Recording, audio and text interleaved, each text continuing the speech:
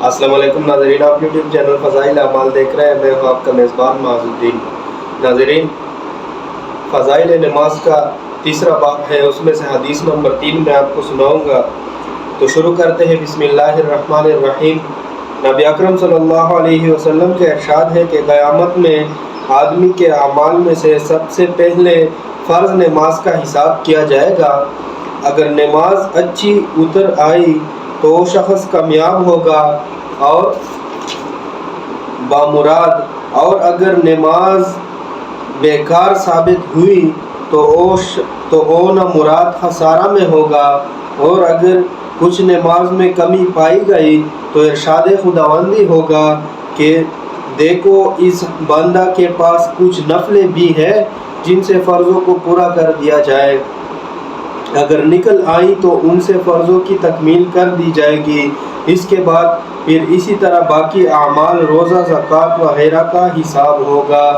فائدے میں شیخ صاحب لکھتے ہیں، اس حدیث شریف سے معلوم ہوا کہ آدمی کو نفلوں کا ذخیرہ بھی اپنے پاس کافی رکھنا چاہیے کہ اگر فرضوں میں کچھ کوتاہی نکلے تو میزان پوری ہو جائے۔ بہت سے لوگ کہہ دیا کرتے ہیں کہ جی ہم سے فرض ہی پورے ہو جائے تو بہت غنیمت ہے، نفلیں پڑھنا تو بڑے آدمیوں کا کام ہے۔ اس میں شک نہیں کہ فرض ہی اگر پورے ہو جائے تو بہت کافی ہے، لیکن ان کا بالکل پورا ادا ہو جانا کون سا سہل کام ہے کہ ہر چیز بالکل پوری ادا ہو جائے، اور جب تھوڑی بہت کوتاہی ہوتی ہی ہے تو اس کا پورا کرنے کے لیے نفلوں بغیر چارہ کار نہیں ہے۔ ایک دوسری حدیث میں یہ مضمون زیادہ وضاحت سے آیا ہے۔ ارشاد ہے کہ اللہ تعالیٰ نے عبادات میں سب سے پہلے نماز کو فرض فرمایا ہے،